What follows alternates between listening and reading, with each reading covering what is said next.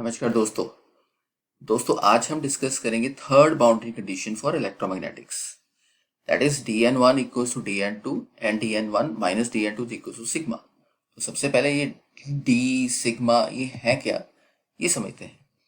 तो d क्या है? d हम पिछले लेक्चर्स में कर चुके हैं। d is known as electric flux density.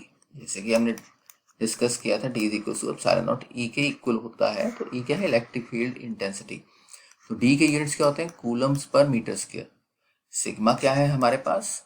Surface charge density, surface charge density.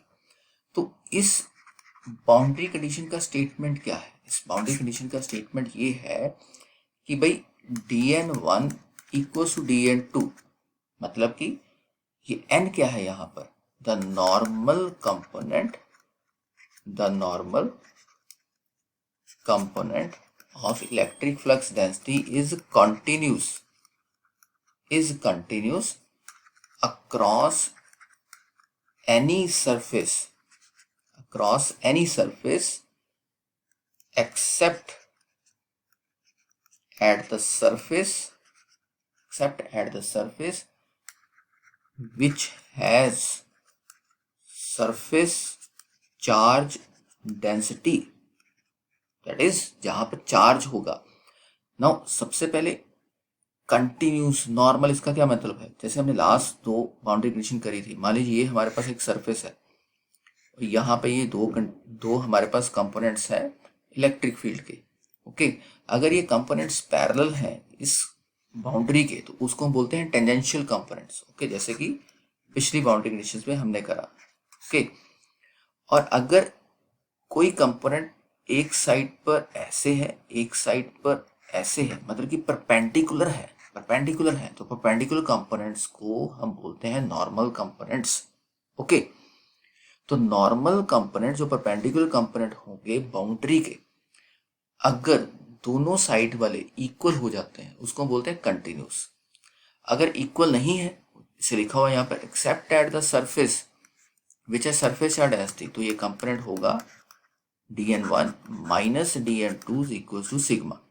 Okay, तो उस केस में इक्वल नहीं होंगे जहां पर चार्ज प्रेजेंट होगा। तो आइए इसको हम ड्राइव करते हैं। उसको ड्राइव करने के लिए हमें क्या लेना पड़ेगा? एक सिलेंड्रिकल सरफेस। ओके, हमने ये सिलेंड्रिकल सरफेस लिया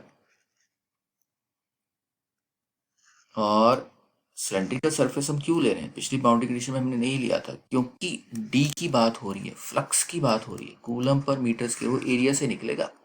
तो हमें ऐसा सरफेस लेना पड़ेगा जो लाइन नहीं है, जो एरिया है जिसका। अगर हम इस सरफेस के यहाँ पर एक बाउंड्री ड्रॉ कर दें तो वो भी एक सिलेंड्रिकल शेप में होगी। अगर आप काटेंगे तो सिलेंड्रिकल शेप में होगी, तो ये बाउंड्री हो गई। ये जो फ्लैट सरफेस है, कैप है, इसका मान लीजिए एरिया है डेल्टा एस। इन दोनों के बीच में जो विड्थ है वो मान लीजिए डेल्टा एक्स है। ओके, डेल्टा वाई मान सकते हैं, डेल्टा एक्स मान सकते हैं। ओके, यहां से फ्लक्स एंटर कर रहा है तो इसको बोल देंगे dn2। तो ये मीडियम 2 हो गया, जिसका कैरेक्टरिस्टिक्स हो गया एप्सिलॉन 2 म्यू 2 सिग्मा 2। मीडियम 1 में एंटर कर रहा है तो एप्सिलॉन 1 म्यू 2 सिग्मा 1। परमेबिलिटी और कंडक्टिविटी, ये सिग्मा सरफेस चार्ज डेंसिटी नहीं है, कंडक्टिविटी। ओके, तो डेल्टा एस यहां से फ्लक्स बाहर निकल रहा है dn1। तो ये डायग्राम आपको याद रखना है। ओके, यहां से फ्लक्स एंटर कर रहा है इस सरफेस से बाहर निकल रहा है। ओके, अभी हम मैक्सवेल फर्स्ट इक्वेशन लगाएंगे इसको सॉल्व करने के लिए। मैक्सवेल फर्स्ट इक्वेशन क्या थी? Integral form d dot D S equals to rho D V, ये क्यू के इक्वल होता है। हम क्या मान के चल रहे हैं कि अभी हम मान के चल रहे हैं कि सरफेस के ऊपर कोई चार्ज नहीं है, तो क्यू जीरो हो गया। तो integral of D dot D S equal to zero. Okay, तो इसको अगर हम एक्सपेंड करते हैं ये डी डॉट डी एस को, तो बेसिकली इसको एक्सपेंड करना तो हम आराम से इसको सॉल्व कर लेंगे। तो एक्सपेंड कैसे करेंगे? तो हमारा जो कंपोनेंट एंटर कर रहा है वो कंपोनेंट क्या है हमारे पास? dn2। ओके, और मान लीजिए ये जो एक्सिस है ये हमारे पास y एक्सिस है, तो y एक्सिस की तरफ ये एंटर कर रहा है। ओके, पॉजिटिव वाई एक्सिस की तरफ, तो कौन सा यूनिट वेक्टर लगता है डायरेक्शन के लिए? जे कैप। किस सरफेस से एंटर कर रहा है? इस सरफेस से, डेल्टा एस। ये जो कैप है, ये जो एरिया एलिमेंट है, इसका डायरेक्शन क्या होगा? इसका डायरेक्शन होता है हमेशा आउटवर्ड। अब ये नीचे वाले सरफेस का आउटवर्ड क्या है? ये है। तो ये जो हो गया माइनस जे कैप, माइनस वाई डायरेक्शन हो गया ना, तो ये क्या हो गया? माइनस जे कैप। ओके, अभी प्लस बाहर निकल रहा है ये, तो जब बाहर निकल रहा है तो क्या हो गया? dn1 जे कैप। अभी इस केस में ये जो सरफेस है ये प्लस जे कैप ही है क्योंकि आउटवर्ड है। This equals to 0। अब J cap dot J cap क्या होता है? 1 होता है, बट ये माइनस है, ठीक है, तो ये क्या बन जाएगा? Minus dn2 delta S. Otherwise ये क्या है, दोनों के बीच में एंगल क्या बन रहा है? This is cos 180 degree, cos 180 degree is -1। Okay, ये क्या हो गया? Plus dn1 delta S equals to 0 हो गया हमारे पास। ओके, और क्या हो गया हमारे पास? dn1 minus dn2 delta S equals to 0। Okay, अगर हम बोले कि A B is equal to 0, it means कि या तो ए 0 होता है या बी 0 होता है। अब डेल्टा एस 0 नहीं हो सकता यहाँ पर, ओके, क्योंकि वो तो हमारा चाहे थोड़ा सा एरिया एलिमेंट है, वो है हमारे पास। तो क्या 0 होगा?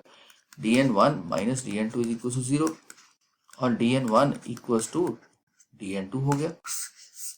ठीक है, ये क्या आ गया हमारे पास? dn1 equals to dn2। ये क्या हो गया हमारे पास? ये पहला कंडीशन हो गया हमारे पास, पहला स्टेटमेंट हो गया कि इलेक्ट्रिक फ्लक्स डेंसिटी क्या है? ये कंटिन्यूस है। ये क्या है? ये कंटिन्यूस है। ओके, जब कोई चार्ज नहीं है, ओके, तो हमने उसको प्रूव कर दिया। अगर अब हम माने कि हमारे पास चार्ज है, ये साइड 0 नहीं है, ओके, ये साइड क्या है? क्यू के इक्वल है। ठीक है, अगर हम ये माने कि अब जो सरफेस है वो क्या है? मेटेलिक है। ठीक है, जब मेटेलिक सरफेस है तो हमारे पास D dot D S, Maxwell first equation, Q के इक्वल है। तो लेफ्ट साइड हमने क्या ड्राइव किया था अभी? dn1 minus dn2 delta S equal to Q रहेगा। अब यहाँ पर मेटेलिक सरफेस है तो ये 0 के इक्वल नहीं है, तो क्या हो गया? dn1 minus dn2 equal to Q by delta S. अब क्यू बाय डेल्टा एस क्या होता है? चार्ज पर यूनिट एरिया क्या होता है? This is surface charge density sigma. तो ये हमारे पास सेकंड वाला स्टेटमेंट आ गया। इट इज डिसकंटिन्यूस, इक्वल नहीं है ये दोनों कंपोनेंट्स। कहाँ पर? कहाँ पर? ठीक है, जहां पर हमारे पास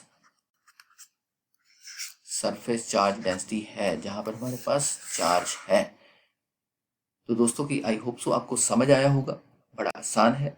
ये डायग्राम याद रखिए, डायग्राम से फिर मैक्सवेल इक्वेशंस को एक्सपेंड करिए फर्स्ट इक्वेशन को, और धीरे धीरे आप दोनों रिजल्ट तक पहुंच जाएंगे। तो अगर तब भी कोई डाउट है तो प्लीज शेयर करिएगा कमेंट सेक्शन में। Thank you, thanks a lot.